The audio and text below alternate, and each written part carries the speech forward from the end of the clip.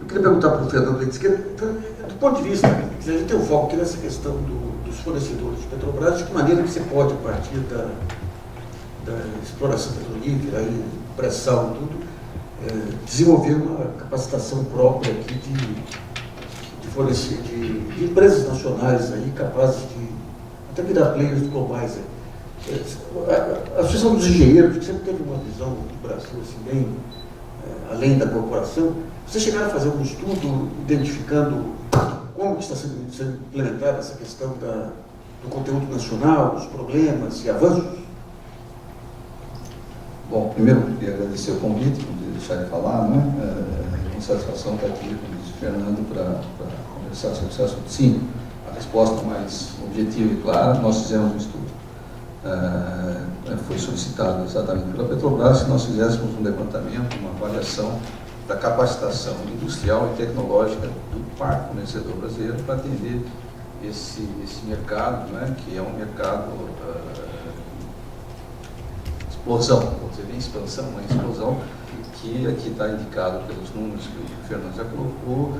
As reservas brasileiras de petróleo realmente deram um salto significativo e esse salto muda totalmente as características do parque fornecedor. A Petrobras é uma empresa que nasceu em 54, cresceu de forma muito acentuada na década de 60 e 70 em cima da parte de refino. A parte de exploração de petróleo só começou a ganhar dimensão quando nós fomos por mar, e mais especificamente depois que começaram as grandes descobertas em 85, 90, né, quando começaram a surgir os campos gigantes, e agora esses campos super gigantes, né, que era uma coisa totalmente nova, né, campos realmente da dimensão de 10, 12, 15 bilhões de barris, uma coisa, é uma dádiva da natureza, mas realmente que pode trazer uma série de dificuldades. Eu acho que esse é o panorama, nós vamos fazer o estudo exatamente para poder identificar isso. E qual foi o nosso diagnóstico? Eu acho que o diagnóstico tem duas dimensões, deixa eu deixar bem claro isso no início, para não ficar... e a dimensão, acho que o Fernando está enfatizando, é uma dimensão que nós não estudamos. Aliás, na minha percepção, é uma coisa que nós precisamos fazer e que não fizemos, porque a nossa concentração foi no fornecedor de equipamentos para a indústria do petróleo, e não da parte de serviços. E a parte de serviços é a parte que efetivamente nós estamos mais fragilizados, porque a maior parte de serviços, essa parte toda de capacidade de geração de software, de capacidade de cimentação, toda essa atividade, são poucas empresas multinacionais que dominam isso. E, na verdade, eu diria, esse é o grande desafio brasileiro, porque na parte de máquinas nós estamos bem mais preparados, mas ainda assim tem muita coisa para ser feita, mas certamente na área de serviço é a área que nós faríamos fazer um esforço muito mais forte tecnológico. E eu acho que a pergunta, pelo menos o trabalho que foi anunciado pelo NACIF, é extremamente relevante, exatamente pelo fato de que, se eu entendi bem suas palavras, o debate sobre esse tema é muito pobre, muito pouco alimentado, em particular na mídia, mas também mesmo nos ambientes, eu acho, mais sofisticados, na universidade também, eu acho que nós temos uma certa dificuldade de explorar esse tema. Então, eu acho que é muito importante, muito relevante isso que foi feito. Eu anotei aqui algumas coisas que eu acho que são importantes dizer. Primeiro, é chamar a atenção para as pessoas. Acho que os números do Fernando já deixaram claro a importância da pressão, mas eu queria chamar a atenção para alguns outros aspectos que são muito relevantes. Que o pré-sal, na verdade, é uma oportunidade histórica para o Brasil. O pré-sal não é mais uma descoberta. O pré-sal é uma descoberta histórica para o Brasil, é um salto tecnológico industrial definitivo que poderia romper, diria eu, nesses 2 ou 3, 4, 5 séculos de dificuldades sociais e econômicas que nós enfrentamos. Na verdade, eu sempre uso essa figura de retórica, mas o petróleo, o pré-sal, é o passaporte brasileiro do século XXI. Essa é a minha interpretação e é isso que a gente tem que ter claro. E eu vou justificar por quê. Eu acho que alguns números são claros. O Fernando já colocou aqui, os números são falando de 50, 60, 100, que sejam 50 bilhões de barris. 50 bilhões de barris de petróleo, que eu acho que é quase certo que nós temos isso, não há grande dificuldade, talvez 100 haja mais dúvidas, mas 50 certamente nós temos, significa que nós temos 2 gerações de brasileiros que vão desenvolver essa área. Isso não é um problema para o próximo ano, para os próximos 5 anos, para esse governo, nem para os próximos 2 governos, isso é para 2 gerações brasileiras. Então nós temos 40, 50 anos de esforço tecnológico e industrial em torno do desenvolvimento disso aí. Isso é muito importante, né? E a relevância disso do ponto de vista industrial e tecnológico é que nós estamos mudando a escala da indústria brasileira, do petróleo. A indústria do petróleo brasileira passará a produzir, hoje está produzindo cerca de um pouquinho mais de 2 milhões de barris, ou 3 milhões de barris equivalentes de petróleo, mas passará a produzir 5 milhões de barris equivalentes em 2020, com, acho que todos, não há grande divergência com relação, pode ser 4,5, 5, e chegará a 7 ou 8 milhões de barris em 2030. Vejam bem que 8 milhões de barris é, grosso modo, pode chegar. Né? Não disse que vai chegar, mas pode chegar. 5 milhões já está quase certo, é certo praticamente. Todos os investimentos vão ser feitos para chegar nesse patamar. 8 milhões vai depender de muitas outras coisas, inclusive das políticas que vão ser adotadas, e essa é uma discussão que vai mais longe. Mas certamente 8 milhões de barris é, grosso modo, próximo. Né? A Arábia Saudita produz 10 a 11 milhões de barris, nós estamos falando que o Brasil seria, digamos assim, quase uma Arábia Saudita. Né? Isso é possível ser feito, claro que não é fácil, não é necessariamente muito fácil, mas isso tem como consequência consequências geopolíticas monumentais, porque, na verdade, o que nós estamos falando é uma mudança da geopolítica do petróleo, e, pelo que o Fernando já colocou, nós sabemos quanto o petróleo é relevante para a geopolítica global, todos os problemas que nós se enfrentamos no Oriente Médio, com esses problemas, com todas essas dificuldades, né? É uma geopolítica, porque a indústria do petróleo, como ele bem colocou, é uma indústria essencialmente americana. Essa é que é a verdade ainda hoje. A indústria do petróleo é essencialmente uma indústria americana desde o seu nascimento. Ela começou a sofrer alguma mudança, né? Na década de 70, com a entrada dos países da OPEP e um certo deslocamento da indústria do petróleo. Veja bem que os Estados Unidos era exportador de petróleo até 1948. Isso é um dado que poucas pessoas sabem, claro, mas os Estados Unidos era exportador de petróleo do mundo todo até 1948. A mudança se deu no pós-guerra, quando a exposição da indústria automobilística em todas as regiões do mundo praticamente, né, aumentou muito a demanda de petróleo, e aí o Oriente Médio passou a ser relevante e a indústria do petróleo geopoliticamente se moveu para o Oriente Médio.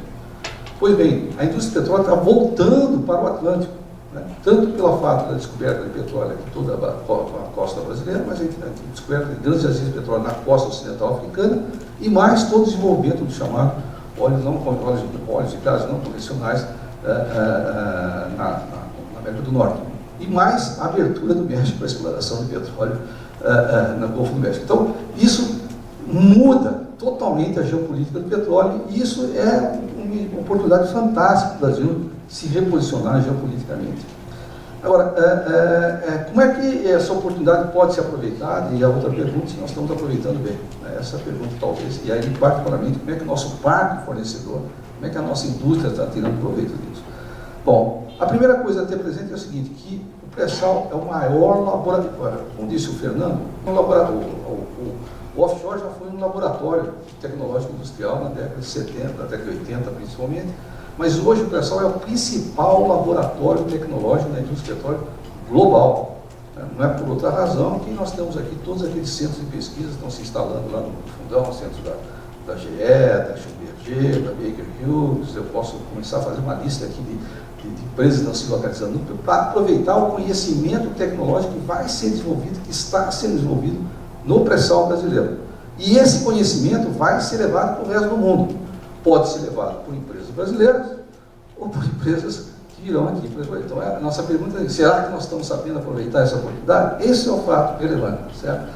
E é importante que não é só nisso que é importante o que vai acontecer, porque as inovações tecnológicas na área de materiais, na área de nanotecnologia, todas as áreas, o Fernando deu aqui uma lista, fez um pequeno gráfico aqui, a gente pode desenvolver, mostrar todo o universo de novas tecnologias que o pessoal vai trazer, vão irrigar, vão transbordar para diversos outros setores industriais brasileiros, podendo então renovar e revitalizar um parque industrial, que sabemos todos, é um parque industrial, apesar dos nossos amigos industriais não gostarem muito, mas é um parque industrial um pouco defasado tecnologicamente, vamos dizer, muito defasado tecnologicamente, e poderá então criar toda uma sinergia para que a indústria brasileira fique em condições mais favoráveis. Então, essa é a oportunidade. Agora, como é que nós estamos fazendo isso? Né?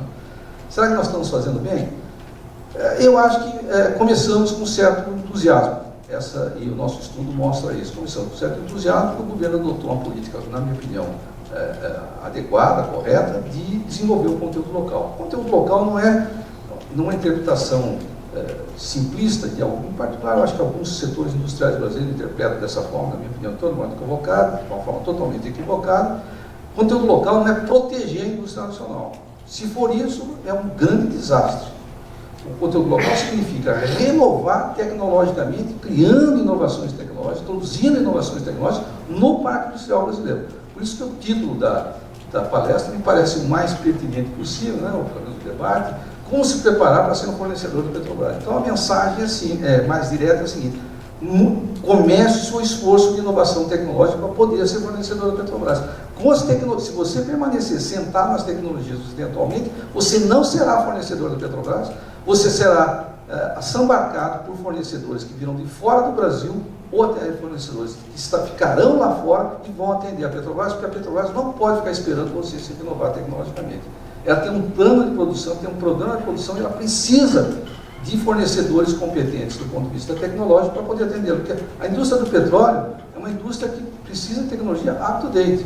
Veja bem, eu sempre, quando dou aula, ensino algumas coisas simples ao aluno. Um campo de petróleo como esse aí, uma dessas plataformas, vai produzir 150 mil barris por dia. A $100 o barril, ela produz $1,5 milhão por dia. Um mês parado, porque o seu equipamento não atende adequadamente, ela perde um fluxo de caixa de $45 milhões. Faça essa conta e tenha clareza do significado que tem. Você está falando vezes 10. Vezes 10. Eu falei vezes 30, eu falei 1 milhão de... 15 milhões por dia. 15 milhões por dia, vezes 30... Eu fiz a conta... É que eu estou ficando já com uma idade, às vezes a matemática pode falhar. Tá certo? Então eu ainda continuo. Ainda não chegou o Alzheimer, não chegou ainda na minha cabeça, mas vai chegar uma qualquer hora dessa. Ainda estou sabendo fazer a aritmética lá do meu tempo escolar. Né? Então, é preciso trabalhar nisso. Né? Então, a política de conteúdo local é fundamental, né? Mas não é suficiente. Nós precisamos ter uma política tecnológica envolvida nisso. Estamos adotando, eu estou falando sempre da parte de equipamentos, eu acho que para a parte de serviço, mutatis mutandis, né, vale a mesma coisa que eu disse. Né? Estamos trabalhando bem? Eu acho que começamos bem, mas estamos começando a derrapar. Né? Começando a derrapar, eu partilho, ainda que de forma um pouco distinta, a preocupação que o Fernando colocou. Né? O leilão de Libra é um leilão preocupante.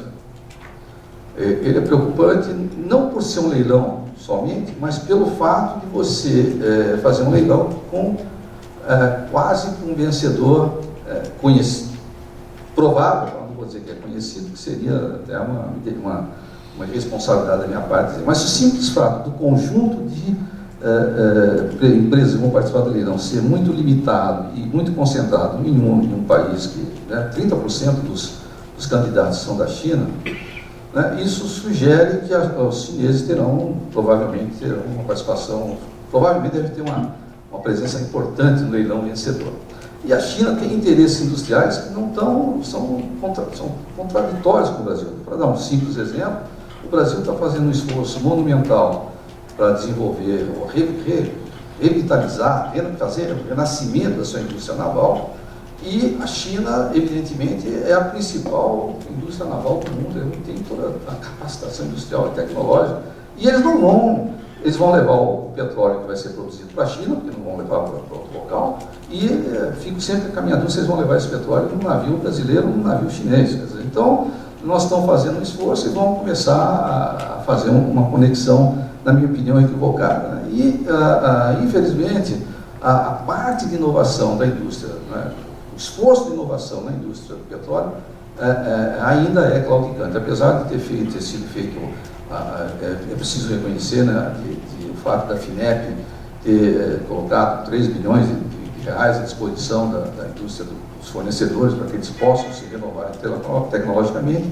ainda tem sido feita uma coisa muito orientada para grandes fornecedores e pouco tem sido feito. Eu acho que a presença do Sebrae aqui é muito relevante.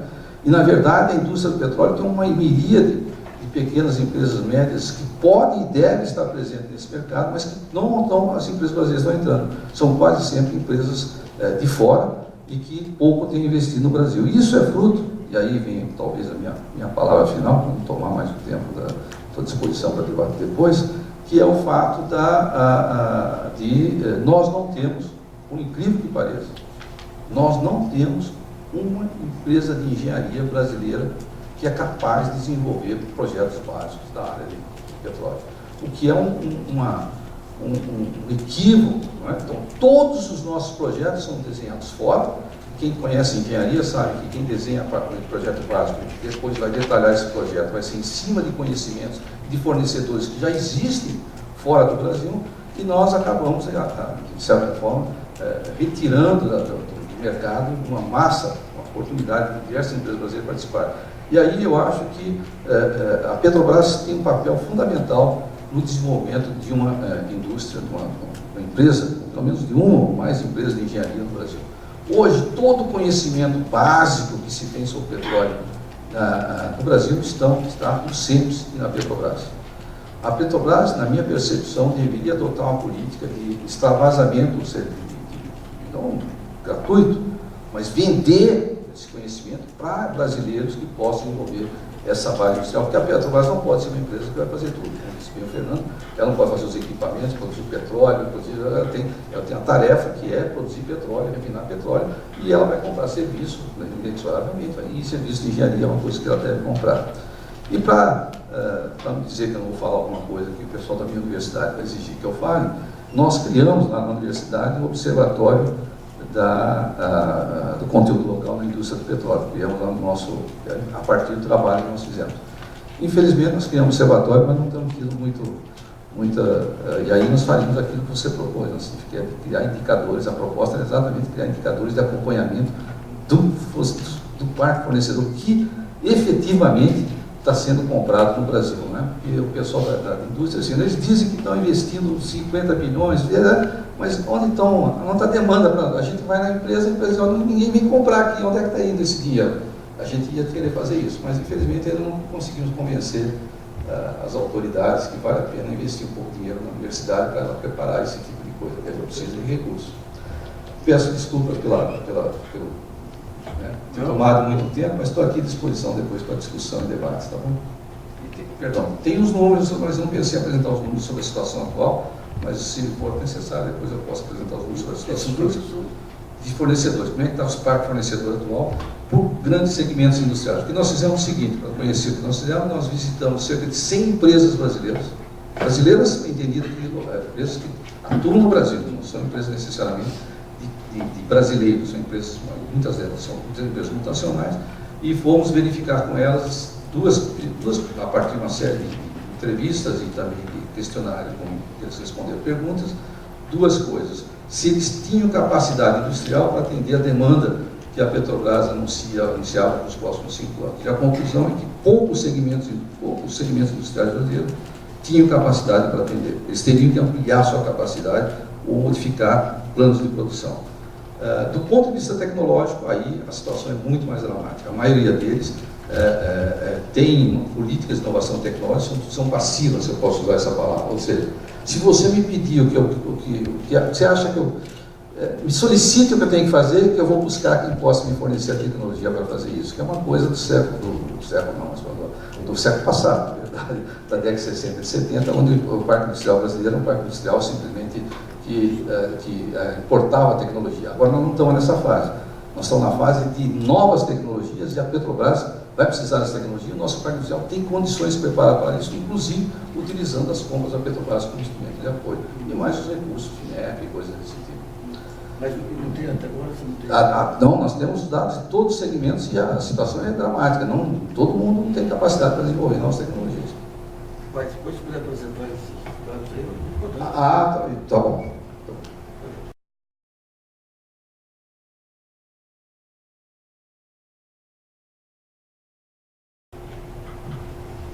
Se quiser fazer algumas observações. Eu queria dar um comentário nessa questão do conteúdo local, inclusive discordar um pouquinho do professor Adilson. Quando eu entrei na Petrobras na década de 70, o presidente Geisel fez um decreto permitindo que a Petrobras comprasse no mercado nacional até pelo dobro do preço internacional, até por 100% de reajuste. O SERMAT, o Alberto trabalhava, e o meu departamento fizemos um programa de nacionalização e percorremos todas as indústrias aí correlatas e com isso conseguimos gerar 5.000 fornecedores, dar condições, né, de criação de 5.000 fornecedores no setor petróleo e 3.000 prestadores de serviço. Então, prestador de serviço na área de manutenção, na área de inspeção e na área de projeto.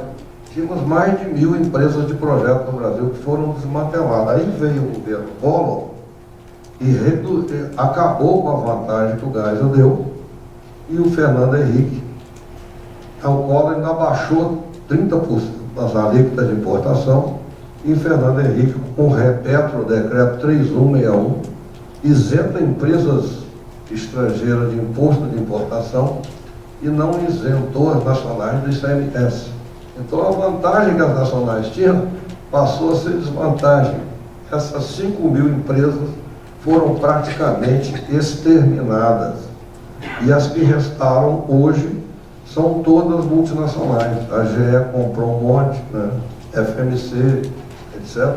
Então hoje você tem um parque nacional de empresas estrangeiras.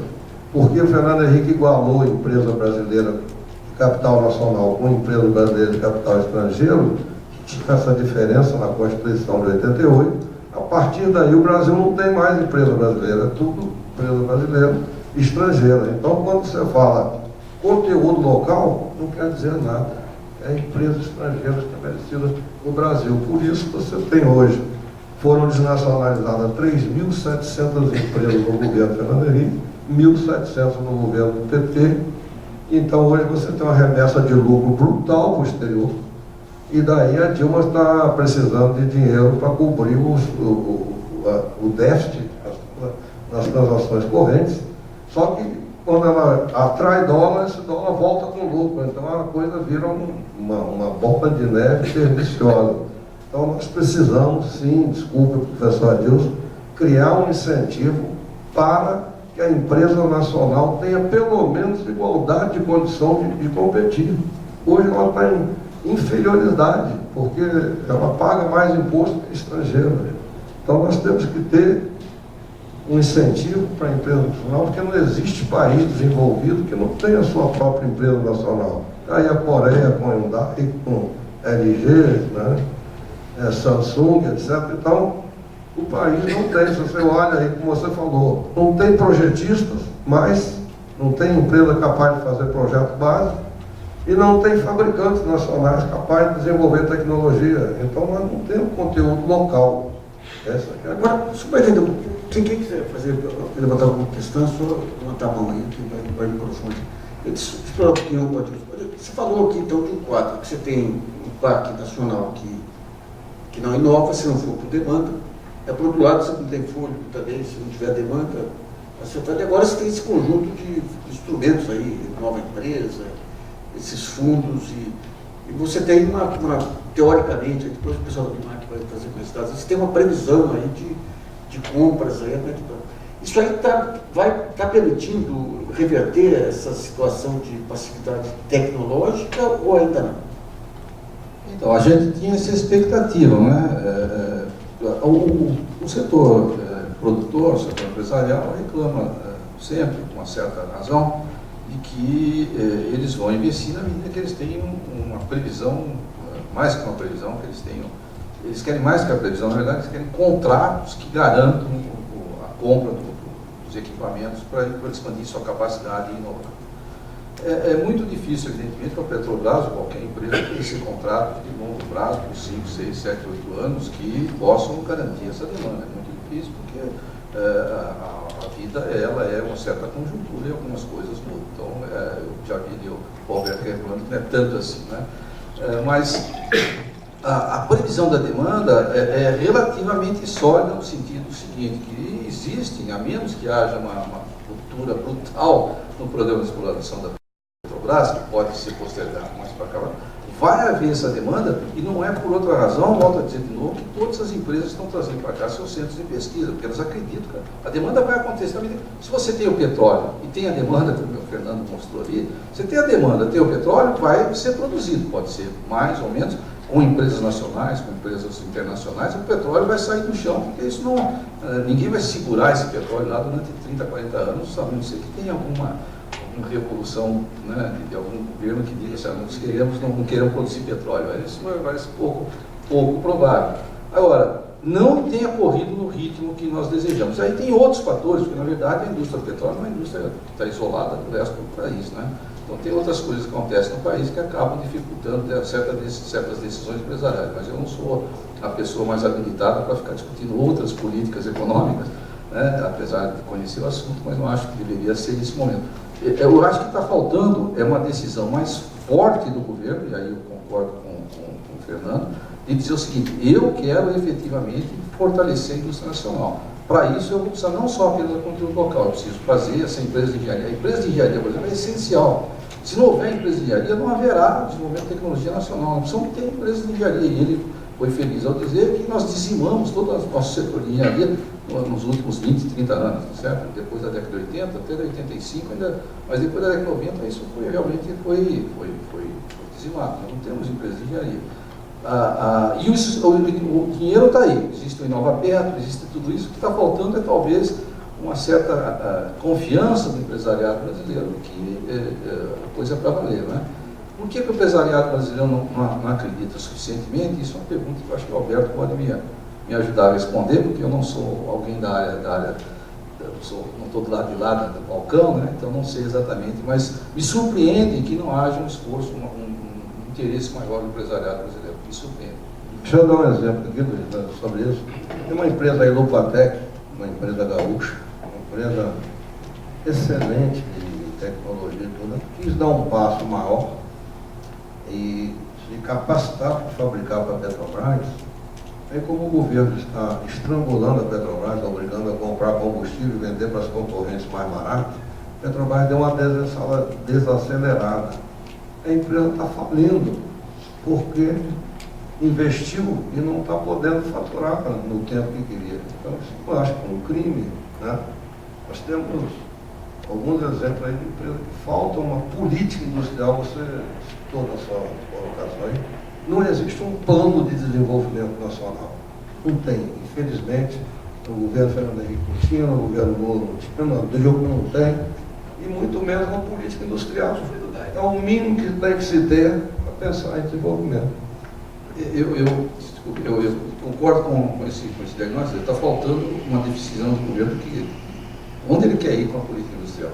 Não adianta simplesmente dizer que a gente quer, mas é preciso ter uma atuação mais concreta. A questão, por exemplo, do Petro é uma questão que tem que ser superada. Não é possível que as empresas nacionais tenham que pagar mais impostos que uma empresa internacional que traz uma isso. Mantém, o Petro continua presente. Quer dizer, nós já criticamos isso na universidade, anos a fio, mas é difícil compreender por que o governo não toma uma atitude definitiva com relação a isso. É sempre prometido que mais na frente vai ser resolvido o problema, tem problemas administrativos, tem problemas o ICMS é um problema estadual, né? Então tem que passar pelo CONFAS, o CONFAS não aceita, tem uma série de dificuldades, digamos assim, político-burocráticas, mas eu acho que cabe ao governo federal superar esse problema para dar condições competitivas e equivalentes para as empresas nacionais. A Sete Brasil aí que está com um grupo de 27 sondas, está tendo dificuldade para se implantar, se desenvolver, né? Oferecem empreendedores nacionais, tem que ter esse ponto que o Fernando colocou no final, eu acho que é fundamental, né? Porque a questão, por exemplo, de não dar um aumento dos derivados do petróleo, parece uma coisa menor, mas para qualquer setor empresarial, a sensação de que a Petrobras não terá fluxo de caixa suficiente para executar o plano de desenvolvimento que ela mesma já programou, gera em todo mundo a insegurança com relação a vou investir por uma coisa que depois lá na frente não vai Isso é ter outra acontecer. falácia, né? Isso é outra falácia. É uma falar sobre isso daqui a pouco. Mas é desastroso, quer dizer, é uma política ditada pelo curto prazo que compromete todo o longo prazo do país. Quer dizer, eu sinceramente acho um equívoco monumental, mas você está esvaziando o principal instrumento de política industrial que nós temos hoje, que é uma política de estratégia do país de longo prazo, para voltar às suas palavras iniciais, para onde nós queremos ir. Né? Então, esse norte tem que estar claro. A curto prazo não pode ser tomado como estratégias que contaminam as estratégias de longo prazo. É isso que está acontecendo. O programa de curto prazo, o governo quer manter a inflação em patamares que ele considera adequado, ele compromete todo o longo prazo. Né? Senhor Miguel, ele pediu aqui, depois você vai. Essa questão hoje tem uma entrevista até de um economista americano sobre. Só para dar uma ideia para vocês, em 54, o governo do Café Filho, o Eugênio Goudin, que era o mais ortodoxo dos economistas, o Roberto Campos, eles tentaram implementar uma política de desvalorização cambial. E o que eles falavam? Eles falavam a Coreia desvalorizou e ela vai se transformar num grande país. O pessoal fala muito, digamos, da Coreia, do investimento em educação, investimento em inovação, investimento nas empresas locais, mas aí que entra o ponto que levou, que deflagrou e trouxe todos os demais foi a mudança de câmbio. Porque daí você cria, você fortalece primeiro os setores que trabalham com exportação ou que enfrentam as importações, você cria uma dinâmica de crescimento que ajuda a enfrentar os demais problemas que tem. Aqui, como você não tem essa dinâmica de desenvolvimento, o que acontece? Você começa a desvalorizar um pouco o câmbio, daí tem uma ameaça de inflação. Como, digamos, o modelo político nosso torna os governantes muito vulneráveis, obrigando a fazer toda sorte de acordos, aí foi assim, o Lula foi assim, a Dilma é assim. Como você tem, digamos, um movimento de mídia que sempre quer medir força, a mídia tentou derrubar o Sarney, conseguiu derrubar o Collor, tentou o Fernando Henrique, tentou o Lula, porque faz parte, digamos, da demonstração de força. E o mercado financeiro, digamos, o fator de estabilidade é o mercado financeiro. Começa o câmbio a mudar, os próprios jornais, televisões, aí são os mais afetados pelo câmbio. Você vê o câmbio, quando vai para 1,70, o ganho que dá para o jornal, porque 30% das despesas é papel dólar. Então, em relação ao mercado, cada vez que se aprecia o câmbio, você tem ganhos monumentais também de quem traz o dólar no câmbio X e vende no câmbio Y. Então você cria uma dinâmica que, quando começa a inflação, você pega o Banco Central, a inflação começou a puxar um pouquinho mais aí, não, o câmbio não pode ir 2,40, tem que voltar para 2,25. Então é complicado, viu? A democracia é complicada quando você não tem a visão estratégica e a bandeira que pega todos os setores. Não é o presidente que vai conseguir. Então fica nesses moteios, né? Fica nesses moteios, então segura o preço da gasolina, grandes capitalistas da Petrobras. Agora faz. O curto prazo nosso aqui é uma maldição, né? Pior que a maldição da Venezuela com o petróleo lá. Por exemplo, se você pegar os exemplos da Rússia, a gente não pode se dar ao luxo de não passar uma ressonância magnética, que é uma perfilagem específica lá no pré-sal. Mas os russos, eles têm lá as ferramentas deles, e eles passam e acabou. É coisa bem simples. Tudo bem, terra, estou falando de terra, tá? E aqui a gente está falando de águas profundas. E eu percebo também que nós da Petrobras não temos essa visão estratégica. Eu já reparei, assim, meus amigos, eles adoram ir passear em Houston, dando escala para Houston, né? Quando você diz que uma série de empresas está vindo para o Brasil, tudo bem, estão vindo para o Brasil, mas a lógica é a mesma, é excedente econômico e repassar para o exterior, né? Em forma, tudo bem, gera um pouco de emprego, mas não fixa tecnologia, não sei, talvez eu esteja falando bobagem, mas não vejo essas empresas que se instalam no Brasil a lógica de fixar tecnologia, mas sim de aumentar os excedentes econômicos. E talvez, aí eu acho que dentro do que o governo possa fazer, é exigir contrapartidas reais mesmo. Se vocês vão, por exemplo, inclusive a questão dos royalties aí que se colocou.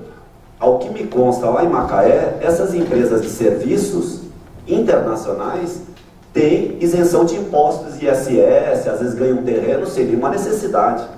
Também tem uma série de problemas aí que eu estou vendo aqui, eu falei, Mas, enfim, é mais ou menos nessa linha. Eu queria, inclusive, da intervenção do Adilson. A gente fez um seminário anterior, nós pegamos um dos pontos centrais, aí, até com base aí nos grandes industrialistas, é o seguinte: o fato de nós termos laboratórios estrangeiros aqui pode ajudar pelo transbordamento, como você diz, né? Mas toda a apropriação desse desenvolvimento fica lá fora. Então você não tem desenvolvimento industrial, tecnológico, de inovação internamente, se não tiver uma empresa nacional fazendo essa assimilação aí de tecnologias. Eu acho que o exemplo da Embraer é o mais significativo, quando eles fizeram o Tucano, que serviu de base depois para a mudança de toda a linha dela, né? Havia esse compromisso da transferência de tecnologia, mas eles montaram quase que como uma fábrica paralela. Os italianos faziam, acho que era italiano, né? Faziam de um lado e eles faziam de outro aqui para aprender. Então, é um trabalho muito interessante, que mostra que meramente você tendo acesso aos estudos, você não assimila a tecnologia. Então, a tecnologia, essa questão da contrapartida está na base de todo o modelo chinês aí.